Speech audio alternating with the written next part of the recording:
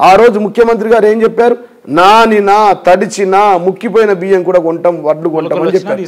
మొలకలు వచ్చినా కొంటా అని చెప్పిండు మా ముఖ్యమంత్రి. ఇవాళ అంగడంతా పోయినగా పుంగడు పూసినట్టు దొంగలు పడ్డ 6 నెలల కుక్కలు మురిగినాయి. ఇవాళ ఆయన ఏమంటాడు? ఆయన ఉత్తమ్ కుమార్ రెడ్డి గారు అంటే మేము కొంటాం అంటుండు. ఎక్కడున్నాయా? 1600కు అమ్ముకున్నారు. ప్రభుత్వమే 1900కు వేరే వాళ్ళకి టెండర్లు ఇచ్చేసరికి రైతులు భయపడి 1600కు అమ్మేసుకున్నారు. ఇలా మార్కెట్ లో 2600 ఉంది. మరి 2600 ఉంది, నువ్వు 1900కు అమ్మితే నీ ప్రకారం నష్టమా కాదా? అది 35 లక్షల మెట్రిక్ టన్నులు అంటే 3.5 కోట్ల మెట్రిక్ టన్నులకు గాను దగ్గర 1450 కోట్లు, 1500 కోట్ల నుంచి 2000 కోట్ల నష్టమైంది. ఆ 2000 కోట్లను మీరు పాపం మేము రైస్ ఎక్స్పోర్ట్ చేస్తే వీళ్ళు కరెన్సీ ఎక్స్పోర్ట్ చేసారు. 29 రాష్ట్రాలకు ఇవ్వాలి, రాహుల్ గాంధీకి పంపించాలి. నేను పంపిస్తే నేను ముఖ్యమంత్రి అవుతాను, ఆయన పంపిస్తే ఆయన ముఖ్యమంత్రి అని ఆ తెలంగాణను ఒక డంపు రాష్ట్రంగా పెట్టుకొని మొత్తం 26 రాష్ట్రాలకు పైసలు పంపించు. మా దగ్గర అన్ని ఆధారాలు ఉన్నాయి. ఒకవేళ ఇది తప్పు అయితే, ఇది నిజం కాకపోతే, ఇది మీరు చెప్పిందే నిజమైతే విచారణ కోరండి, సిబిఐకి అడగండి, ఈడీ విచారణ కోరండి. సిబిఐ విచారణ ఇన్వెస్టిగేషన్ చేయమని చెప్పండి కదా. గ్లోబల్ టెండర్లు ఉపేందర్ వచ్చిండు, రంగన్ వచ్చిండు, గంగాధర్ వచ్చిండని వాళ్ళ పేర్లు చెప్తే వాళ్ళని ఇన్వెస్టిగేషన్ చేస్తారు కదా, ఇంటరాగేషన్ చేస్తారు కదా, వాళ్ళు చెప్తారు కదా వాళ్ళు ఎంత కమిషన్ ఇచ్చారు, 10% ఇచ్చారా, 20% ఇచ్చారా తెలిసిపోతాయి కదా. ఒక్క క్వింటాల్కి 300 ఇచ్చారా? ఇప్పుడు నువ్వు 2600 1900కి ఇస్తే కనీసం 400 600 300 అని ఇస్తారు కదా కమిషన్. మేము అదే అంటున్నాం, 1500 కోట్ల నుంచి 2000 కోట్ల డబ్బులు మారినాయి. కేంద్రమే దీంట్లో కమిషన్ ఇస్తుంది కాబట్టి కేంద్ర ప్రభుత్వం సిబిఐ ఈడీ ఇన్వాల్వ్ కావాలి. దీంట్లో సుమోటో కింద తీసుకోవాలి. డిమాండ్ చేస్తే మేము సుమోటో కింద తీసుకోమంటున్నాం, లేకపోతే వాళ్ళకి డైరెక్ట్ కంప్లైంట్ చేస్తాం. ఈడీ సిబిఐకి వడ్ల కుంభకోణం మీద కంప్లైంట్ కూడా చేస్తాను. రావాలి, సుమోటోగా తీసుకోవాలి. ఎందుకు మరి బీజేపీ నాయకులు మాట్లాడతలేరు? పెద్ద న్యాయవాది బంట రఘునందన్ ఎందుకు కమిట్ అయిపోయిండు? ఎందుకు ఈ బండి సంజయ్ మాట్లాడతలేడు? ఎందుకు ఈ కిషన్ రెడ్డి దీని విషయంలో వడ్ల కుంభకోణం విషయంలో మాట్లాడతలేడు? మా దగ్గర ఆధారాలు ఉన్నాయి, అలా కావాలంటే ఇస్తాం. మీ ద్వారా సిగ్నేచర్ టీవీ ద్వారా రఘునందన్ గారికి, బండి సంజయ్ గారికి, అరవింద్ గారు పెద్ద మాటలు మాట్లాడతారు కదా.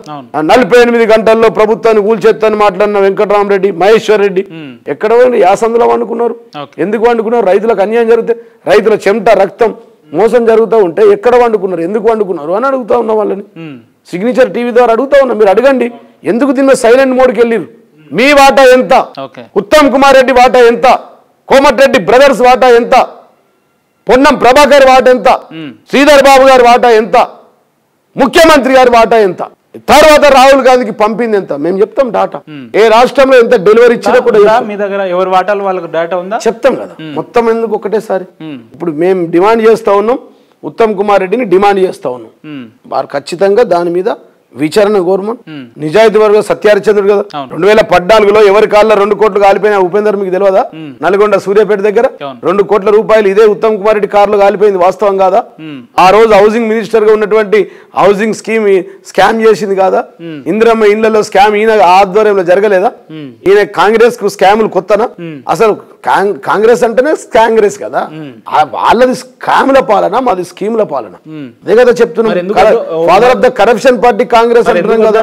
భూమిలో బొగ్గు కుంభకోణం, భూమి మీద కార్ల కుంభకోణం, ఆకాశంలో అగస్ట కుంభకోణం, అంతరిక్షంలో 2G స్కామ్, ఇక్కడ తెలంగాణలో వడ్ల కుంభకోణం. పంచభూతాలను దోసుకున్న పార్టీ కాంగ్రెస్ పార్టీ.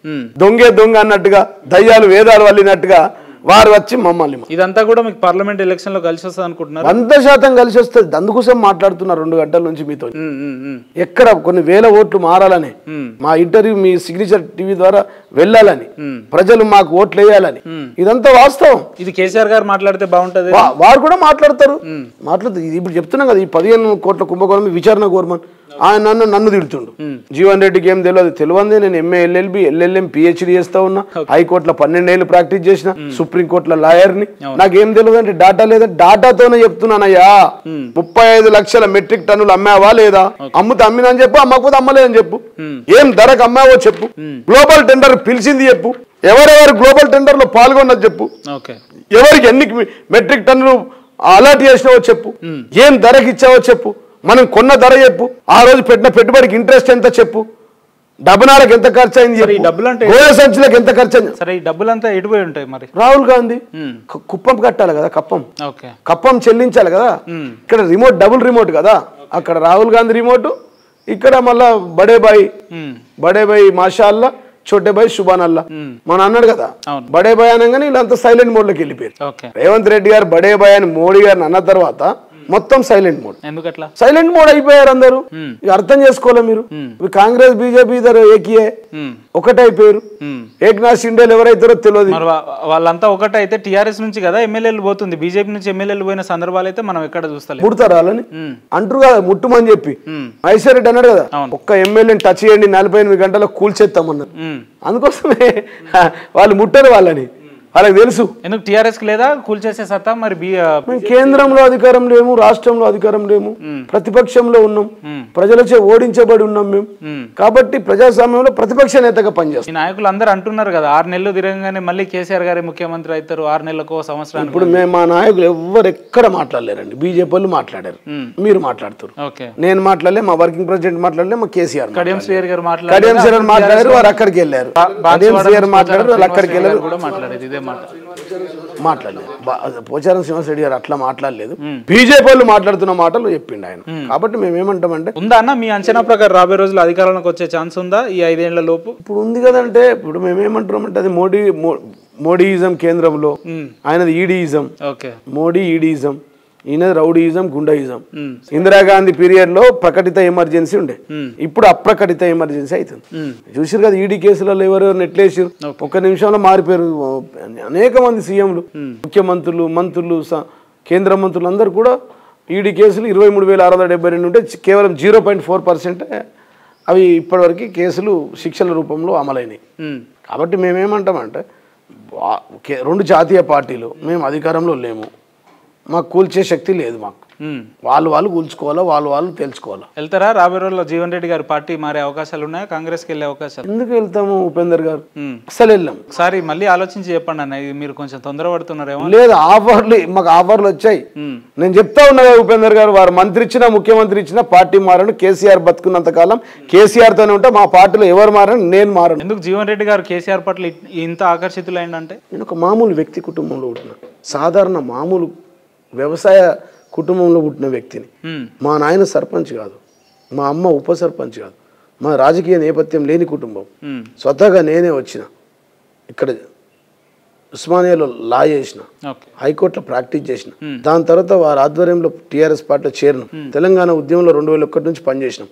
ఒకటే పార్టీలో పనిచేసినాం, 23 ఏళ్ళు అవుతుంది. 23 ఏళ్ళు అంటే చాలా పెద్ద టైం. ఇక్కడే ఉన్నాం, ఇక్కడే పుట్టినాం, ఇక్కడే చేస్తాం. వాళ్ళు ఏం ఆఫర్లు ఇచ్చినా, నన్ను బెదిరించినా, నన్ను జైల్లో పెట్టినా నేను ముఖ్యమంత్రి గారితోనే ఉంటా. నాకు మంత్రి ఇస్తానా, ముఖ్యమంత్రి ఇస్తానా, నేను మాత్రం ముఖ్యమంత్రి విడిచిపెట్టిపోను. ఆయన బతుకున్నంత కాలం, కేసీఆర్ బతుకున్నంత కాలం ఆయనతోనే ఉంటా. చచ్చిపోతే అంత లోపల టీఆర్ఎస్ కండువా కప్పుకొని చచ్చిపోతాను.